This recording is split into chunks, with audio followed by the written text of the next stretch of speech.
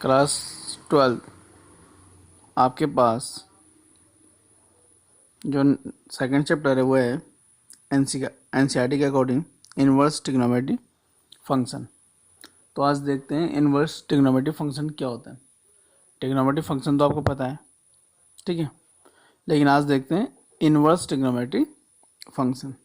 ठीक है, इसके लिए पहले जरा ट्रिग्नोमेट्री को देख लेते हैं। कुछ बेसिक कॉन्सेप्ट है। ऐसा है कि जो साइन फंक्शन होता है आपका, उसका डोमेन होता है R is a set of real numbers, और उसकी जो रेंज होती है वो -1 to 1 होती है। इसका मतलब ये होता है कि लेट सपोज आपके अंदर x है, आपके पास साइन x है, तो ये जो x है ये बिलोंग करेगा आपको किसको, r को। यानी कि आप x को r से कोई भी वैल्यू इसमें पुट कर सकते हैं, लेकिन जो आपको आउटपुट मिलेगा वो -1 से लेके 1 के बीच में, -1 to 1 के बीच में ही मिलेगा। यानी अगर आप साइन में ये एंगल, इसमें कोई भी वैल्यू पुट करते रहे आप, कोई भी रियल नंबर पुट करें आप, तो आपको -1 और 1 के बीच की वैल्यू मिलेगी जो एंगल पुट करें। तो ये होता है आपका साइन फंक्शन। ऐसी कॉस फंक्शन है आपका। कॉस में क्या होता है, इसका भी डोमेन क्या होता है आपका आर होता है, लेकिन रेंज कितनी जाती है, -1 to 1 हो जाती है। इसके बाद होता है टेन। जो टेन होता है आपका, टेन की जो रेंज होगी आपकी वो आर होगी, लेकिन आर में से वो नंबर या वो एंगल माइनस हो जाएंगे जो π/2 के, जो किसके मल्टीपल होंगे, π/2 के ऑड मल्टीपल होंगे। कैसे मल्टीपल होंगे, ऑड मल्टीपल होंगे। कहने का मतलब ये कि आपको पता है जो 10 होता है वो क्या होता है आपका साइन, या साइन एक्स लिख दें, और अपॉन कितना होता है, कॉस एक्स होता है। किसकी वैल्यू होती है, 10x की वैल्यू होती है। अब अगर मैं यहाँ x को क्या पुट करता हूँ, ऑड π/2 के ऑड मल्टीपल पुट करता हूँ, यानी कि π/2, 3π/2, 5π/2, 7π/2, ये होते हैं ऑड मल्टीपल ऑफ π/2। तो क्या होगा, यहाँ पे π/2 आ जाएगा, यहाँ पे क्या आ जाएगा, π/2। और आपको पता है π/2 कॉस π/2 क्या होता है, 0 होता है। तो ये तो साइन π/2 अपॉन कितना हो जाएगा, 0। और आपको पता है कि आप किसी भी नंबर को 0 से डिवाइड नहीं कर सकते। तो इसका डोमेन में ये चीज़ें क्या हो गई, इसमें माइनस हो गई है। और इसकी जो रेंज आती है वो क्या होती है आपकी, आर होती है, यानी कि रियल नंबर। कॉड जो होता है आपका, कॉड भी सेम है, आर है इसका डोमेन, लेकिन इसमें से क्या हो गया आपका एन पाई माइनस हो जाएगा। एन पाई का मतलब ये है यहाँ पे कि पाई के साथ कोई भी नंबर मल्टीपल में होगा तो वो क्या होना चाहिए आपका, नहीं होना चाहिए किसमें, कॉड वाले में। क्यों, क्योंकि आपको पता है कि कॉड एक्स क्या होता है आपका, भाई कॉस एक्स अपॉन कितना होता है, साइन एक्स होता है। और आपको पता है कि जो साइन होता है वो π/2 π/3 पाई, यानी एन पाई भी क्या होता है, 0 होता है। फिर से क्या प्रॉब्लम हो जाएगी, डिनोमीटर क्या हो जाएगा आपका, 0 हो जाएगा। जब डिनोमीटर 0 हो जाएगा तो हम 0 से किसी नंबर को डिवाइड नहीं कर सकते, और इसकी जो रेंज है वो आर हो जाएगी। ऐसे आपको होता है सेक फंक्शन। तो सेक में भी क्या होता है आपका, ऑड मल्टीपल नहीं आएगा क्योंकि 1/cos हो जाता है। कॉस में क्या होगा, एन पाई वाला नहीं आएंगे क्योंकि 1/sin x हो जाता है। और सेक की रेंज जो होती है आर होती है, लेकिन उसमें से -1 और 1 के बीच की वैल्यू नहीं आएगी। ठीक है, ये ओपन इंटरवल होता है, और यहाँ क्या था, क्लोज इंटरवल। तो इन इंटरवल का भी यहाँ पे बहुत ज़्यादा रूल है। ऐसी कॉसेक है आर माइनस। तो सैगर कॉसेक के सेम आर लगभग क्या रेंज, टेन और कॉट क्या है, सेम रेंज है, और साइन और कॉस का भी क्या है सेम रेंज है। ठीक है, तो आपके पास ट्रिग्नोमेट्री 6 फंक्शन होते हैं, साइन होता है, कॉस होता है, टेन होता है, सेक होता है, कॉसेक होता है, कॉट होता है। तो एक एक करके देखते हैं इनके इनवर्स फंक्शन को। तो फर्स्ट है आपका inverse function of sine, inverse of sine function. Inverse of क्या आपका, साइन फंक्शन। तो इसकी डेफिनेशन देख लेते हैं क्या होता है। अच्छा, इनवर्स में क्या होता है इससे पहले देखते हैं, इस डेफिनेशन जाने से पहले आपको कुछ चीज़ें क्लियर कर दूं। आपको मैंने लास्ट वीडियो में बताया था कि कोई भी फंक्शन इन्वर्टिबल तब होता है, या किसी भी फंक्शन का इनवर्स तब एग्जिस्ट करता है जब वो फंक्शन क्या होता है, 1 1 होता है, और साथ में क्या होता है, ऑन टू होगा। या तो 1 1 होगा, या फिर साथ में क्या होगा, ऑन टू होगा। तो अगर मैं यहाँ साइन फंक्शन को देखते हैं, तो आप यहाँ कोई भी वैल्यू डालो, यहाँ कोई भी वैल्यू पुट करते हैं आप डोमेन में, आपको -1 और 1 के बीच में फंक्शन मिलने वाला है। इसका मतलब ये क्या हो गया, आपका मैनी वन फंक्शन है। कैसा फंक्शन है आपका, मैनी वन, यानी कि बहुत सारे एलिमेंट की एक ही इमेज है। और 1 1 में क्या होता है, एक एलिमेंट की एक ही इमेज है, ये होता है। पहली बात तो ये। दूसरी बात, अगर मुझे इसको 1 1 बनाना है तो मुझे इसके डोमेन को रिस्ट्रिक्ट करना पड़ेगा, यानी कि फिक्स करना पड़ेगा। मुझे क्या करना पड़ेगा, फिक्स करना पड़ेगा। और मुझे सिर्फ वो इंटरवल लेने पड़ेंगे जिससे -1 और 1 के बीच की मुझे क्या मिल जाए, वैल्यू मिल जाए। ठीक है ना। दूसरा, ऑन टू के लिए क्या करते हैं, ऑन टू प्रूव करने का तरीका ये होता है कि अगर आप किसी भी फंक्शन में कोडोमेन को, किसी भी फंक्शन में कोडोमेन को उसके रेंज से रिप्लेस कर दे। कहीं पे कोडोमेन लिखा है, आप वहाँ पे क्या लिख दें, रेंज लिख दें, उसकी रेंज लिख दें, तो वो फंक्शन क्या हो जाता है आपका, ऑन टू हो जाता है। ठीक है। तो ये जो कुछ बेसिक्स है इसके हिसाब से देखते हैं।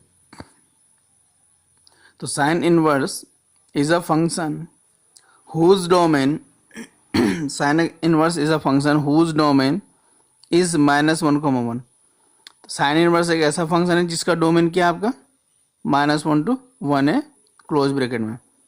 यहाँ क्या था, यहाँ रेंज था, -1 to 1 क्या है, रेंज है साइन की। लेकिन हम बात किसकी कर रहे हैं, साइन इनवर्स। तो साइन इनवर्स में क्या होता है, ये डोमेन बन जाएगा, यानी कि जो रेंज है वो डोमेन बन जाएगा, और जो डोमेन था वो क्या बन जाएगी आपकी, range. And range could be any of the intervals, और रेंज क्या इनमें से कोई भी हो सकती है, -3/2 टू -π/2 हो सकती है, -π/2 से लेके π/2 हो सकता है, या π/2 टू 3π/2 हो सकता है, एंड सो ऑन, ये चलता रहेगा, या ETC भी लिख सकते हैं। ठीक है जी। Corresponding to each such interval, यानी कि जितने भी इंटरवल्स दिख रहे हैं आपको 1 2 3 और भी कितने बना सकते हैं, इसके बाद 3π/2 टू 5π/2 हो जाएगा, 5π/2 7π/2 हो जाता है इसका आगे। To each such intervals we get a branch of the function. इन जितने भी इंटरवल्स हैं हमें इनसे क्या मिलेगा, ब्रांच ऑफ द फंक्शन मिलेगा। अब ब्रांच ऑफ द जो फंक्शन मिलेगा, यानी कि the branch of the function मिलने वाला। उसके बाद क्या है, the branch with the range, एक ऐसा ब्रांच जिसकी रेंज -π/2 से लेके किसके बीच में होगा, π/2 के बीच में होगी। ये -π/2 से लेकर कहाँ तक होगी, π/2 तक होगी, is called the principal value branch. तो इसको हम लोग क्या बोलने वाले, principal value branch. Whereas other intervals as range, whereas जो अदर इंटरवल्स थे अभी, -3π/2 -π/2 था, intervals at range give different branches of sine inverse. तो जो और इंटरवल्स थे वो क्या देंगे आपके, different branches of sine inverse देने वाले। ठीक है। इसी को मैं इस टाइप से समराइज कर सकता हूँ, इस डेफिनेशन को, कि sine inverse is a function with domain -1 to 1 and range -π/2 to π/2। जरूरी नहीं यही हो आपके पास, कोई और भी इंटरवल आप लिख सकते हैं, बट नॉर्मली अगर आप देखेंगे तो आपको यही इंटरवल लिखा हुआ दिखेगा, क्योंकि ज़्यादातर किसके बारे में पूछा, आपको प्रिंसिपल ब्रांच के बारे में पूछा। तो आई डॉट यानी कि that is sine inverse -1 to 1 और -π/2 to π/2। तो ये किसकी डेफिनेशन हो गई आपकी, साइन इनवर्स की। बस आप यहाँ इसको क्या कर सकते हैं, चेंज कर सकते हैं इस रेंज को। आप यहाँ पे -3π/2 टू -π/2 लिख सकते हैं, π/2 टू 3π/2 लिख सकते हैं, और 3π/2 टू 5π/2 भी रिप्लेस कर सकते हैं। सच दैट कैसा है कि sine inverse x equal to कितना होगा, y होगा, if and only if sine y equal to कितना जाएगा आपका, x हो जाएगा। तो साइन y इक्वल टू अगर x है तो ये कुछ ऐसा, साइन y इक्वल टू कितना x है, तो ये हो जाएगा y equal to sine inverse x, ये इस टाइप से हो जाता है। तो इसको क्या बोलते हैं हम लोग, इनवर्स फंक्शन बोलते हैं। ठीक है जी। ऑल्सो साइन इनवर्स है ब्रैकेट में कितना, साइन y इक्वल टू कितना होगा, y होगा, जब y की वैल्यू किसके बीच में होगी, -π/2 से किसके बीच में होगा, π/2 के बीच। आपको पता है साइन इनवर्स के लिए क्या है, डोमेन है, और ये क्या है, उसकी रेंज है, ये आपके कोडोमेन तब बोलते हैं जब पूरा ये क्या होता है आपका आर होता है। अभी हमने इसके लिया सिर्फ रेंज लिया, क्योंकि ये 1 1 और ऑन टू है। इसके लिए याद रखना कि अगर मैं यहाँ इसके किसी भी फंक्शन के पहले क्या लगाता हूँ, कोई यहाँ से कोई एक एलिमेंट लेता हूँ और उसके आगे साइन इनवर्स लगाता हूँ, तो मुझे वो एलिमेंट किसका मिल जाता है, रेंज का मिल जाएगा। यानी कि साइन इनवर्स एक्स है तो एक्स किसके बीच में बिलोंग करेगा, -1 to 1 के बीच में बिलोंग। लेकिन ये जो वाई है, वाई कहाँ बिलोंग करने वाला है, इस पर बिलोंग करने वाला है, जो हमने ये पहले लास्ट टाइम किसमें पढ़ा था, इनवर्स वाले फंक्शन में देखा। और ये किस हिसाब से हो रहा है, ये आपका कंपोजिशन ऑफ फंक्शन के अकॉर्डिंग हो रहा है। F inverse O F Y equal to F inverse F Y equal to कितना हो जाएगा, वाई, जहाँ पर वाई किसमें बिलोंग करेगा, डोमेन ऑफ एफ को बिलोंग करने वाला। एंड साइन है और ब्रैकेट में कितना, साइन इनवर्स एक्स है, तो ये कितना होगा, एक्स बिलोंग्स टू कितना हो जाएगा, -1 to 1 हो जाएगा ये। ये मैंने पहले बोला था कि एक्स किसको बिलोंग करने वाला है, इसको बिलोंग करेगा, और वाई इसको बिलोंग करने वाला है आपका। ये भी सेम किससे हो रहा है आपका, कंपोजिशन से। यहाँ पे कुछ चीज़ें मैं आपको क्लियर कर दूँ, अगर कोई डाउट हो रहा है तो वो ऐसा है कि जो साइन इनवर्स एक्स है इसका मतलब 1/sin x नहीं होता है। क्लियर।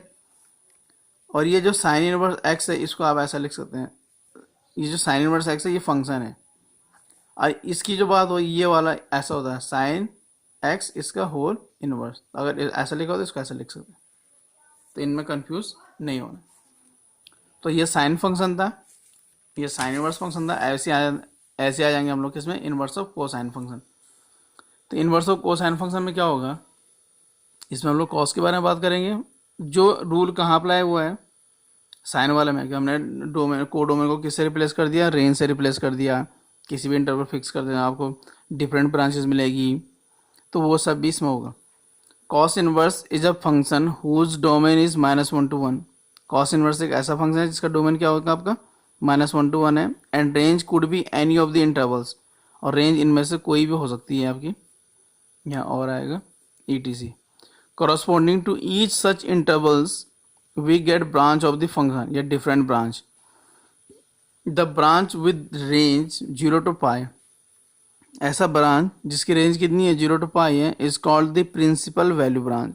इसको हम लोग क्या बोलेंगे, principal value branch of the function cos inverse, and we write cos inverse such that -1 to 1 और 0 to pi, ये डोमेन, ये क्या हो गया आपका को डोमेन।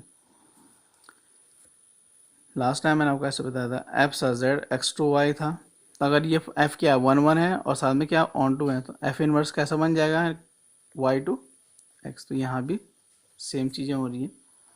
दस if cos such that cos function है 0 to pi to -1 to 1 है, is such that cos theta equal to कितना होता है, x होता है, देन cos इनवर्स क्या हो जाएगा, ये बन जाएगा आपका domain such that -1 to 1 to 0 to pi is defined as cos inverse x to कितना थीटा। और इसी को ऐसे लिख सकते हैं cos थीटा इक्वल अगर x दिख रहा है आपका, डबल इम्प्लाई यानी कि double implication, if and only if cos inverse x equal कितना जाएगा theta, for all theta belongs to 0 to pi। Theta किस में बिलोंग करने वाला 0 to pi में, एंड जो x है आपका x बिलोंग करेगा -1 to 1 में। Also cos inverse cos theta is equal to theta होता है जब थीटा 0 to pi में होगा, cos इनवर्स x होगा जब x किसके बीच में होगा, -1 to 1 के बीच में होगा। तो ये आपका cos इनवर्स फंक्शन है। इसके बाद एक और आपके पास tan इनवर्स फंक्शन, तो यहाँ है इनवर्स ऑफ टेंजेंट फंक्शन। तो tan inverse is a function whose domain is R। tan inverse एक ऐसा फंक्शन है जिसका डोमेन क्या आपका R है, and range could be any of the intervals -3π/2 to -π/2, -π/2 to π/2, 3π/2 to 3π/2, आगे भी हो सकता है 3π/2, 5/2, आप चलते रहेंगे तो कितने ही इंटरवल्स आपको मिल जाएंगे। These intervals gives different branches of the function tan inverse. इनमें आपको क्या मिलेगा, डिफरेंट ब्रांच मिलेगी किसकी, tan इनवर्स की। The branch with range -π/2 to π/2, एक ऐसा ब्रांच जिसकी रेंज कितनी जाए -π/2 to π/2 हो जाए, is called the principal value branch. तो उसको हम लोग बोलेंगे principal value branch of the function tan inverse, and we write tan inverse such that R to -π/2 to π/2। अच्छा, यहाँ एक बात नोटिस करने वाली है, ये जो इंटरवल्स दिख रहे हैं आपको, ये इंटरवल्स किस में हो गए हैं आपके ओपन इंटरवल दिख रहे होंगे आपको, ये भी ओपन, ये भी ओपन, ये भी ओपन, ये ओपन, ये ओपन। और इससे जो कॉस और साइन पड़े आपने उसमें कैसे इंटरवल थे, क्लोज थे। अब ऐसा क्यों हो रहा है, क्योंकि इसमें जो है आपका -3π/2 और -π/2 ये दोनों इन्वॉल्व नहीं होंगे, ये दोनों इन्वॉल्व नहीं होंगे। क्यों, क्योंकि tan क्या होता है आपका, साइन अपॉन क्या होता है कॉस होता है, cos π/2 पे क्या होता है 0 होता है। तो कहीं फंक्शन क्या होता है आपका अनडिफाइंड ना बन जाए, तो इसलिए इसको ओपन इंटरवल में लिख दिया आपने। ठीक है जी, तो क्लियरली क्या हो गया आपके पास, tan inverse R to -π/2 to π/2 हो गया आपका, is such that tan inverse x equal to theta है, if and only if tan theta equal to कितना जाएगा आपका x हो जाएगा। ऑल्सो tan इनवर्स और ब्रैकेट में कितना tan थीटा, तो कितना आएगा आपका थीटा आएगा जब थीटा किस में बिलोंग करेगा, ये जो रेंज है इसमें बिलोंग करेगा, एंड टेन इनवर्स जो है आपका टेन इनवर्स एक्स है, तो एक्स आएगा जब आप एक्स कहाँ बिलोंग करेगा आपको डोमेन में। एक बात मैं आपको क्लियर बता दूं, अगर आप इस फंक्शन को देखेंगे तो ये फंक्शन आपको 100% 1 1 मिलेगा और साथ में क्या मिलेगा, ऑन टू मिलेगा। यानी कि ये फंक्शन क्या आपका बाइजेक्टिव है, जब बाइजेक्टिव है तभी तो उसका इन्वर्स आ रहा है। कि अगर 10 फंक्शन जो है आपका जब वो क्या रहा होगा, बाइजेक्टिव रहा होगा, तभी उसका क्या करेगा, इन्वर्स एग्जिस्ट करेगा, अदरवाइज उसका इन्वर्स एग्जिस्ट नहीं करता। तो ये चीज़ें हैं आपके पास, एक साइन इन्वर्स हो गया, कॉस इन्वर्स हो गया, टेन इन्वर्स हो गया। इसके बाद जो इसकी नेक्स्ट वीडियो आएगी उसमें आपके पास मिलेगा cot inverse, second inverse and cosec inverse. तो आई होप कि आपको ये समझ में आया होगा। इसके बाद जब हम लोग इससे रिलेटेड क्या करेंगे, क्वेश्चन सॉल्व करेंगे, कुछ एग्जांपल सॉल्व करेंगे, और ज़्यादा फिर क्या होगा आपको समझ में आने वाले हैं। तो ये बात है क्लियर रखना आप, या याद रखना कि किसी भी डोमेन को, किसी भी फंक्शन के डोमेन को अगर मैं उसकी रेंज से रिप्लेस कर दूँ, उसकी रेंज से क्या कर दूँ, मैं रिप्लेस कर दूँ, तो वो फंक्शन मेरा वो फंक्शन ऑन टू हो जाएगा। वो फंक्शन क्या हो जाएगा आपका, ऑन टू है। ज़्यादातर स्टूडेंट को किस में प्रॉब्लम होती है, ऑन टू में ही प्रॉब्लम होती है। 1 1 तो बड़ा इजी होता है कि एक एलिमेंट की क्या होनी चाहिए, एक ही इमेज होनी चाहिए। अगर एक से ज़्यादा एलिमेंट की एक ही इमेज है तो वो क्या होता है, मैनी वन हो जाता है, 1 1 नहीं रहता। तो ये ऑन टू फंक्शन के लिए क्या है कि आपको कोड डोमेन को किससे रिप्लेस कर देना है, उसकी रेंज से रिप्लेस कर देना। और रेंज से रिप्लेस कर दिया तो क्या हो जाएगा, आपको ऑन टू हो जाएगा। तो यानी कि आप इससे ये समझ सकते हैं कि कोई भी फंक्शन है, कोई फंक्शन है, आप उसमें क्या कर रहे हैं, इनपुट पुट कर रहे हैं, और जो आपको आउटपुट मिल रहा है, जब आप किसी फंक्शन को इनपुट देते हैं तो जो आपको आउटपुट मिलता है, वो जो आउटपुट होता है वही क्या होता है, आपका रेंज होता है। वही क्या होता है, आपका रेंज।